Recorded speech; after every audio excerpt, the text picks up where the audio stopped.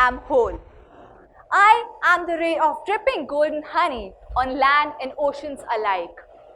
I am the fresh inhaled air and the exhaled hope of the planet. I am the love in you. I am the running string of energy through us all, weaving a garland of harmony. And then the alarm goes off, the shrill electronic tone burning a hole in my ear, pulling me back by my hair, detaching me from the blissful oneness.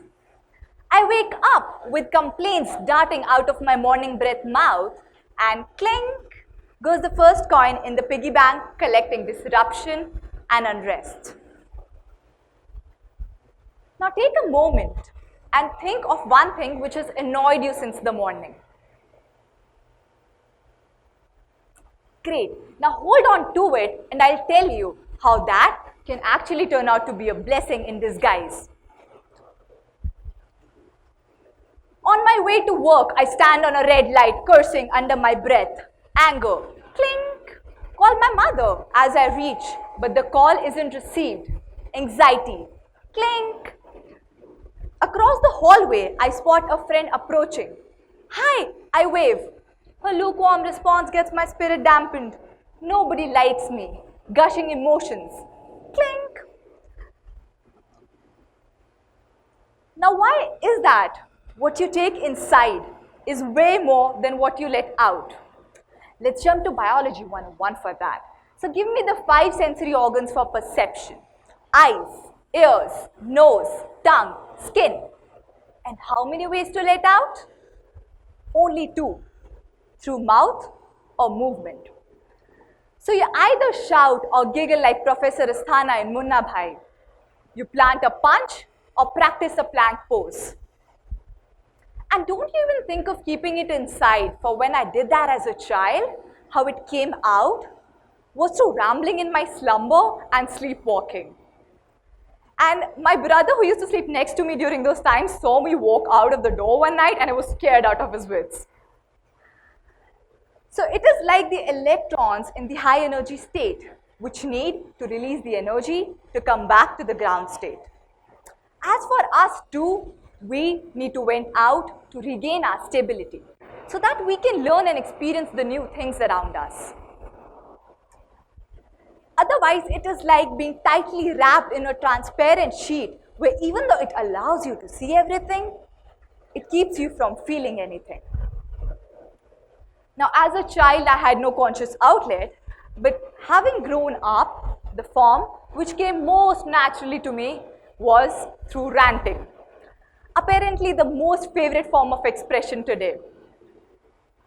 So this is an image of me delivering a rant monologue better than the one in Pyar Ka Panchnama over a late night chai at some shoddy tea stall. So I had a colleague whom I just could not tolerate. And like life always turns out to be extremely kind, I had to spend the majority of my day with him.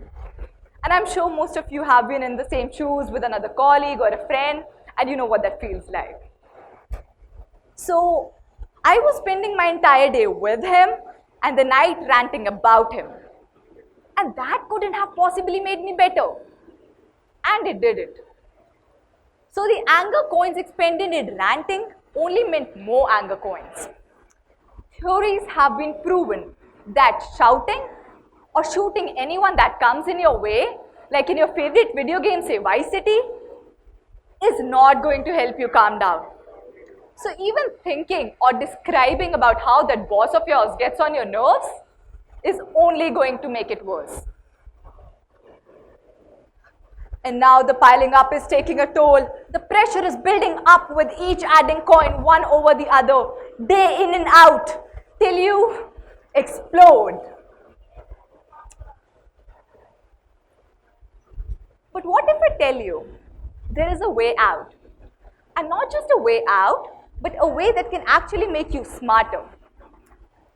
So the next day I come home, worked up as usual, and I see this beauty resting in the corner of my house settling dust. I tiptoe over to it and start playing the few broken notes that I could recall on my harmonium. And needless to say, I felt my frustration melt away. But another time when my emotions were on autopilot and I didn't have my harmonium around and I didn't know what to do. But with all this energy, I just couldn't stay still. And so I just started randomly moving my arms and like the sword slicing the air.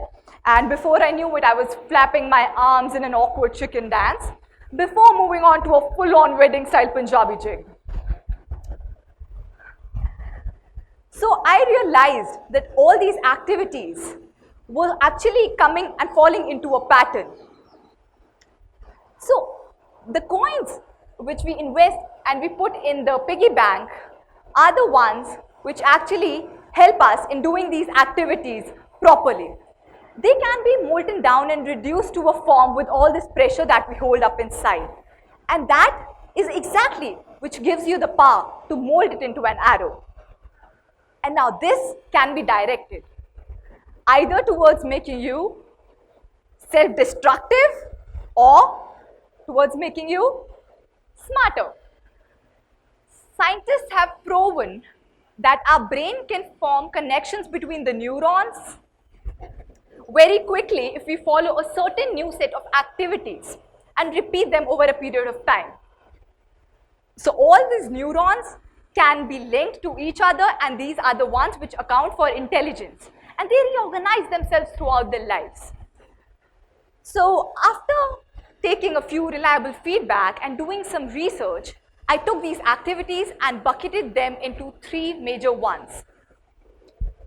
So I realized for the first bucket, I realized that whenever I was all mad, red in anger and raging in fury, that playing ping pong, freestyle dancing without having any pressure to memorize the steps, learning a new musical instrument, or doing my laundry in a set deadline actually helped me. For the second bucket was when my thoughts played me for a puppet. I realized that playing chess, Sudoku, doodling, learning a new language, reading a book were good ways to engage my mind. For the third bucket was when I was riding the emotional tide. I figured out that the adult coloring book, sewing, cooking with my non-dominant hand, and writing a journal were few of the activities which made a difference. And if you come across a child's Lego blocks, rejoice, for oddly enough, they actually helped a lot. So the next time your boss blasts off on you, it can be your ticket to becoming the next Mozart. Guys, this list is in no way exhaustive, and you can add your own activities and put them in the corresponding bucket. And do you remember the thing which had annoyed you since the morning? Well, go on, pick the specific bucket for it, choose a corresponding activity. Practice it for 3 weeks and then maybe drop in a mail if it works out for you. So I realized how these activities actually had the power to change our life. The pot of coins the piggy bank can actually be converted to the pot of gold found at the end of a rainbow. So smash that piggy bank, guys, and invest those coins in learning these new activities. And if not something major, even the tiny things like cutting your nails or changing your bed sheet actually made a huge impact. I realized that owning the space you live in makes you feel more connected, like at home. My body became the medium for the energy to flow through it. The world is made up of one energy, and I am one with the world.